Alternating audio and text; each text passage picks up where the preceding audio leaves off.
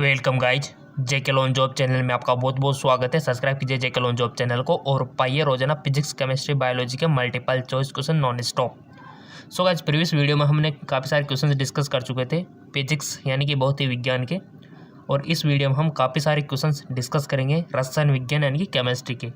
ये जो क्वेश्चन है आपके एग्जाम पॉइंट ऑफ व्यू से काफ़ी इंपॉर्टेंट है, और साथ में आपको एहसास भी हो रहा होगा कि आपको कितने आप सीख चुके हो। आपका एवल्यूशन भी यहाँ पर हो रहा है, ठीक है। एक तरह से आप अपना टेस्ट मान सकते हो, ठीक है। आप कितना सीख चुके हो, कितना आपको सीखना है, ठीक है।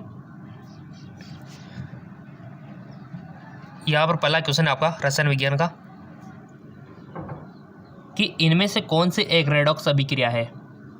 Which of this is redox reaction. 4 option आपके सामने हाजिर है। Zinc plus HCl, ZnCl2 plus hydrogen gas निकली हुई है, ठीक है। AgNO3 plus HCl, AgCl HNO3, या फिर NaOH plus HCl NaCl plus H2O, या फिर इनमें से कोई नहीं। रेडॉक्स अभिक्रिया आपको बतानी है और आप पढ़ते आ रहे हो रेडॉक्स अभिक्रिया के बारे में। तो सो गाइज, इसका राइट ऑप्शन हो जाएगा। पहले आप चूज करो गाइज, ताकि आपको खुद को भी पता लगे कि कितने क्वेश्चन हमारे सही जाते हैं और कितने गलत जाते हो, तभी मज़ा आएगा। आई होप आपने सोच लिया होगा वनो क्वेश्चन इसका राइट ऑप्शन। सो इसका राइट ऑप्शन हो जाएगा गाइज, ये वाली है जिंक प्लस 2HCl, ठीक है। ZnCl2 प्लस हाइड्रोजन की पहली वाली, ये है रेडॉक्स अभिक्रिया। क्लियर। और आप सब जानते हो कि ऑक्सीडेशन क्या होता है, रेडॉक्स सब आप जानते हो, ठीक है। तो चलो आगे, सिंपल क्वेश्चन है वैसे बेसिकली। यदि कोई प्रक्रिया साम्यावस्था में है तो when any process is in equilibrium. आपने पढ़ा होगा 12th में कि डेल्टा जी का मान उसके लिए क्या होना चाहिए। थोड़ा सा भी ध्यान लगाया होगा, दिमाग लगाया होगा, तो इजीली आप इसको कर पाओगे। और ऐसी कोई बात नहीं, अगर आपके सब्जेक्टिव यानी कि 12th में अगर कम परसेंटेज बनी, कोई मायने नहीं रखती, ठीक है। अगर आप में ऑब्जेक्टिव नॉलेज है तो आप कोई भी कंपटीशन एग्जाम फाइट कर सकते हो और कहीं पर भी जा सकते हो। 12th की परसेंटेज को देख के ऐसा मत सोचा करो कि हम कि कम है कुछ नहीं कर सकते। अगर कम भी है तो आप कुछ भी कर सकते हो, ठीक है, क्योंकि आजकल कंपटीशन हो गया है। यदि कोई प्रक्रिया साम्यावस्था में है तो उसके लिए डेल्टा जी का मान आपको पता है। जैसे कि यहाँ पर दिया हुआ है कि delta G positive, delta G negative, delta G 0, delta G positive और नेगेटिव। बहुत अच्छा क्वेश्चन। सो गाइज, यदि कोई प्रक्रिया साम्यावस्था में है तो उसके लिए डेल्टा जी साम्यावस्था में, ठीक है, 0 साम्यावस्था में। तो अगला क्वेश्चन, कौन सी धातुएं डेनियल सेल में उपयोग की जाती है। Which are the metals which use in Daniell cell. Daniell cell जानते हो ना आप सब, रसायन विज्ञान में आपने डेनियल सेल के बारे में पढ़ा होगा, शुष्क सेल के बारे में पढ़ा होगा, विद्युत रसायन सेल के बारे में पढ़ा होगा, ठीक है। तो डेनियल सेल में उपयोग की जाती है कौन सी धातुएं। यहाँ पर निकल एंड कॉपर, जिंक, जी, बताइए, argentum. So guys, Daniell cell में उपयोग की जाती है आपकी जिंक और कॉपर, ठीक है, सिंपल। और यही है इसमें भी, ठीक है, जिंक और कॉपर। चलते हैं अगले क्वेश्चन की ओर। निम्नलिखित में से कौन सा लुईस अम्ल नहीं है। लुईस अम्ल नहीं है यानी कि आपको पता होना चाहिए कि कौन कौन से है लुईस अम्ल, कौन कौन से है। अगर इसका आंसर पता है तो आप इसको सही करोगे। Which of the following is not a Lewis acid. बहुत अच्छा क्वेश्चन है।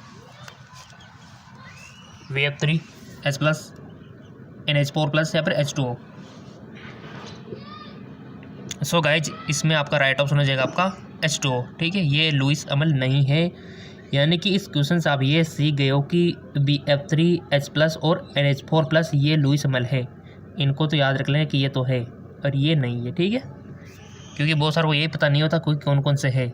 तो याद रख लेना BF3 H प्लस और NH4 प्लस ये तो है और H2O नहीं है। तो हमारा राइट ऑप्शन हो गया। कितना सिंपल है। अगला क्वेश्चन, दिए गए ताप पर प्रक्रिया स्वतः होती है। A process is spontaneous at the given temperature. दिए गए ताप पर प्रक्रिया स्वतः होती है यदि delta H equal to 0, delta H less than 0, या फिर डेल्टा H ग्रेटर देन 0, या फिर डेल्टा H और इसकी वैल्यू भी सामने आपके लिए दी हुई है, डेल्टा एच और डेल्टा एस की। तो दिए गए ताप पर प्रक्रिया संवर्धक कब होती है संवर्धक? बहुत अच्छे क्वेश्चन है guys. A process is spontaneously eight the given temperature. So guys इसका करेक्ट ऑप्शन हो जाएगा आपका, इसमें delta H greater than 0, delta S होना चाहिए आपका लेस देन 0, ठीक है। इसका थोड़ा सा ध्यान रखना है आपको, दोनों तरफ आपको ध्यान देना है। डेल्टा एच ग्रेटर देन ये हो गया और ये इसका राइट ऑप्शन हो गया। इससे आते हैं क्वेश्चन आपके। चलते हैं आगे और गैस स्थिरांक आर का मान होता है, वैल्यू ऑफ गैस कांस्टेंट। आपके सामने ऑप्शन दिए रखे, इसमें से आपको बताना है। चार ऑप्शन को देख लो आप अच्छे से। रग डिग्री मोल, इनके यूनिट भी सामने दी हुई है। गैस स्थिरांक आर का मान होता है, कितना होता है गाइस?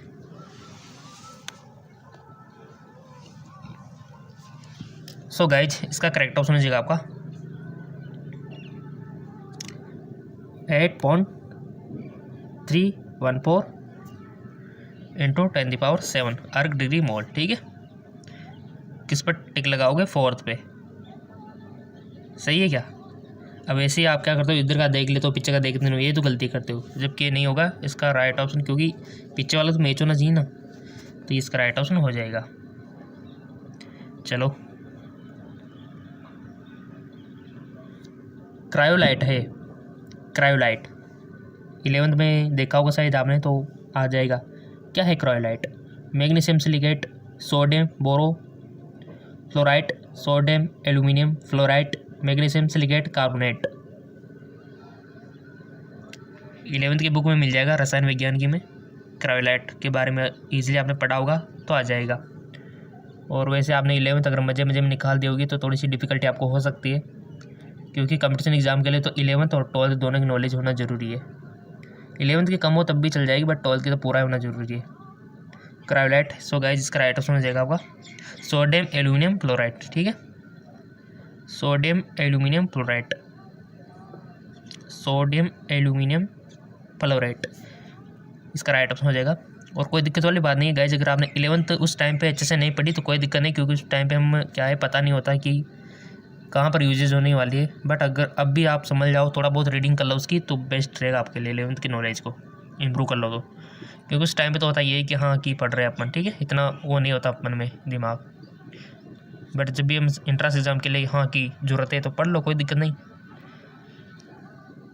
अगला क्वेश्चन, जब CH ट्रिपल बॉन्ड CH को HgSO4 की उपस्थिति में दोनों H2SO4 के साथ प्रभावित किया जाए तो उत्पाद बनता है, क्या उत्पाद बनता है, प्रोडक्ट क्या बनता है? ये तो सिंपल सी बात है, रसायन विज्ञान में आनी चाहिए आपको, रैक्स ने। तो क्या बनेगा? कीटोन, इतर, एसिटिक अम्ल या फिर एसिटाल्डिहाइड। सो गाइज आपका बनेगा उत्पाद इसमें एसिटाल्डिहाइड। अगला क्वेश्चन की ओर चलते हैं। नाइट्रोजन के लिए लेसेग्रे परीक्षण के दौरान निम्न में से कौन सा खून जैसा लाल रंग देता है? खून जैसा लाल रंग, चूज कीजिए अपना ऑप्शन, चारों में से कोई भी ऑप्शन चूज कीजिए। ऐसा मान के चलो आपकी इंट्रेंस एग्जाम दे रहे हो, आप अपना एग्ज़ाम दे रहे हो और कितने सही करते हो आप, ऐसा मान के चलो तभी मज़ा आएगा। सो चूज कर लिया होगा अपने, तो इसका राइट ऑप्शन हो जाएगा गाइज ऑप्शन 3, ठीक है। चलते आगे और गैस जो सारे केमेनोफोर विलेन को रंगीन कर देती है परंतु एजेनोत्री के साथ अवक्षेप नहीं देती है, वह है। सो गाइज इसका राइट ऑप्शन हो जाएगा आपका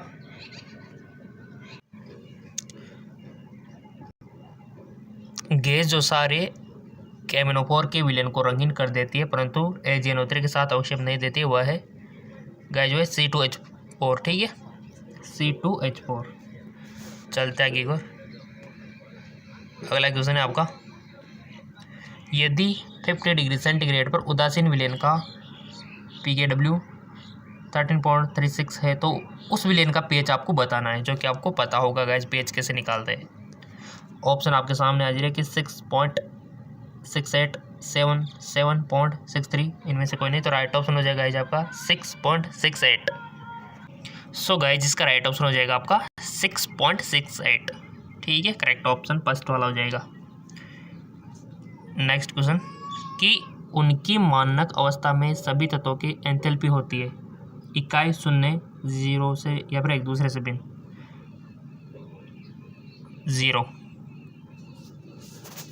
zero is the next. Bauxite का सूत्र बताना है गाइस आपको। देखो 11th से भी क्वेश्चन बनते हैं काफ़ी सारे। The formula of bauxite Al2O3 H2O या फिर Al2O3.2H2O या फिर आपका Al2O3.3H2O। बॉक्साइड का सूत्र आपको बताना है। वैसे ज़्यादा हार्ड नहीं है, अगर आपको पता होगा इसका फॉर्मूला तो इजीली आप इसको कर दोगे। इसका राइट ऑप्शन है गाइज, आपने सही चूज किया होगा, Al2O3.2H2O इसका राइट ऑप्शन हो जाएगा। ठीक है, बॉक्साइड से काफ़ी सारे क्वेश्चन पूछ रहे जाते हैं डायरेक्टली, फॉर्मूले आपको पता होने चाहिए। अगला क्वेश्चन है कि निम्नलिखित द्रव्य युग्म में कौन सा राउल्ट के नियम से धनात्मक विलयन प्रदर्शित करता है। आपके सामने ऑप्शन है CH3 CO CH3 CHCl3 या फिर C6H6 CH3OH H2O HCl H2O HNO3। Right option हो जाएगा आपका C6H6 CH3OH। ठीक है, चलता है एक और।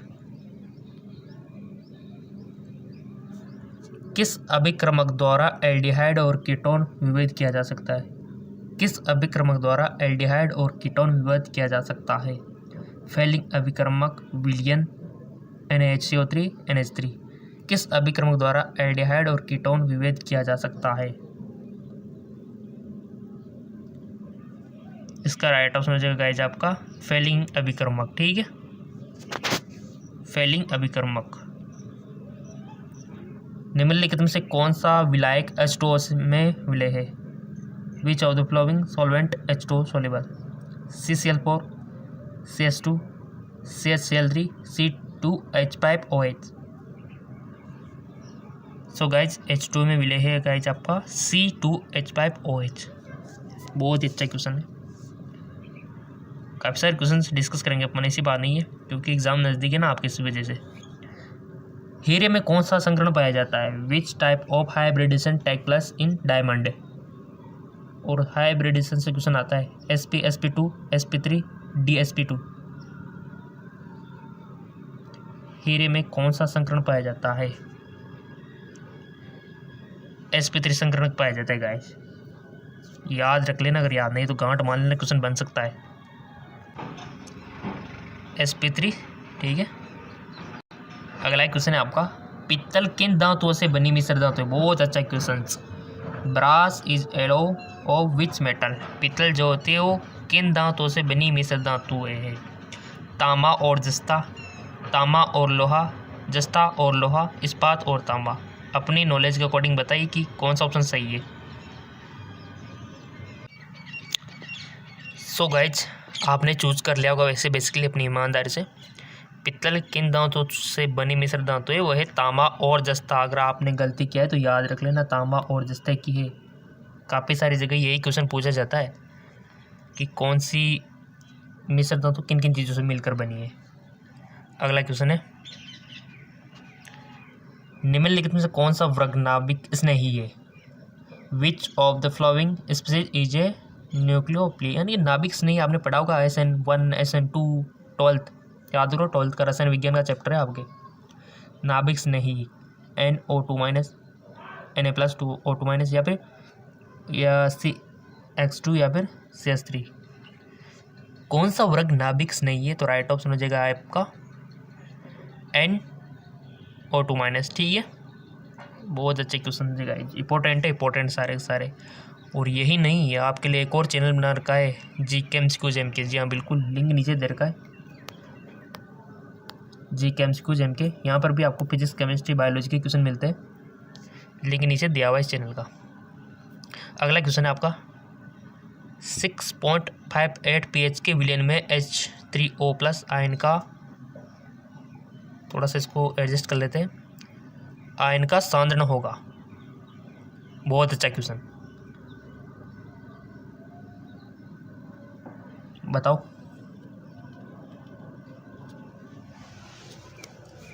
आई होप आपने वन ऑप्शन सेलेक्ट कर लिया होगा। इसका राइट ऑप्शन हो जाएगा 2.63 10⁻⁻7। ठीक है, 2.63 और पीछे जो मात्रा है ना उसका थोड़ी सी ध्यान रखना। सेकंड ऑप्शन सही है। यौगिक का आईयूपीएसी नाम बताना है गाइस आपको। यौगिक का आईयूपीएसी नाम 2 ब्यूटेनोइक अम्ल, 3 मेथाइल ब्यूटेनोइक अम्ल, 2 कार्बोक्सिलिक ब्यूटेन, 2 मेथाइल ब्यूटेनोइक अम्ल। बहुत अच्छा क्वेश्चन है। यौगिक का आईयूपीएसी नाम। इसका राइट ऑप्शन हो जाएगा आपका 2 मेथाइल ब्यूटेनोइक अम्ल। ठीक है, 2 मेथाइल ब्यूटेनोइक अम्ल, 2 मेथाइल ब्यूटेनोइक अम्ल। यहाँ पर बहुत अच्छा क्वेश्चन आया एक बार और। ठीक है, क्वेश्चन तो सारे इंपॉर्टेंट है गाइस। ब्यूटोइन सिस ट्रांस साम्यवस्था क्यों प्रदर्शित करता है गाइस? ब्यूटोइन सिस ट्रांस साम्यवस्था क्यों प्रदर्शित करता है बताइए। सो गाइस इसका राइट ऑप्शन हो जाएगा आपका कि बंध के चारों ओर प्रतिबंधित घूर्णन के कारण। ठीक है, इस वजह से। अगला क्वेश्चन से आपका, निम्नलिखित में से कौन सा ऋणायन सबसे दुर्लभ सार है? Which of the flowing anion is weakest base? C2H5O- या फिर Cn- या फिर CH3COH या फिर NO3। निम्न में से कौन सा ऋणायन सबसे दुर्लभ है सार है? सो गाइज वो है NO3-। ठीक है, याद रखना इस बात को। और जैसा कि हमने आपसे बोल रखा है कि कोई भी इंपॉर्टेंट पोस्ट होगी, लिंक होगा, PDF, वो हम आपको फेसबुक और इंस्टाग्राम पे सेंड कर देंगे। अगर आपने फेसबुक इंस्टाग्राम पे फॉलो नहीं किया तो कर लेना, लिंक नीचे दिया हुआ डिस्क्रिप्शन में। अगला क्वेश्चन है CH3O, CH3, C3H7 और C2H5O, C2H5 यौगिक रखते हैं। प्रकाश से समावेता, यहाँ से तो क्वेश्चन आता है समावेता से तो गाइस 100%। सिस ट्रांस समावेता, मध्यावेता श्रृंखला। अगर आपको इसके बारे में पता नहीं तो समावेता वाला चैप्टर देख लेना एक बार। इसका राइट ऑप्शन होगा मध्यावेता, मेटामेरिज्म। ठीक है, मेटामेरिज्म इसका राइट ऑप्शन हो जाएगा। अगला क्वेश्चन है आपका, जब HCOOH को सांद्र H2SO4 के साथ अभिकृत किया जाता है तो गैस उत्पन्न होती है SO2, CO, H2S, CO2। कौन सी होती है? जब HCOH को सांद्र H2SO4 के साथ अभिकृत किया जाता है कौन सी गैस उत्पन्न होती है? मोस्ट इंपॉर्टेंट क्वेश्चन है और ईमानदार से बताइए। और कितने क्वेश्चन आपने सही किए आप कमेंट करके बता सकते हो कि हमने 25 में से इतने क्वेश्चन सही किए।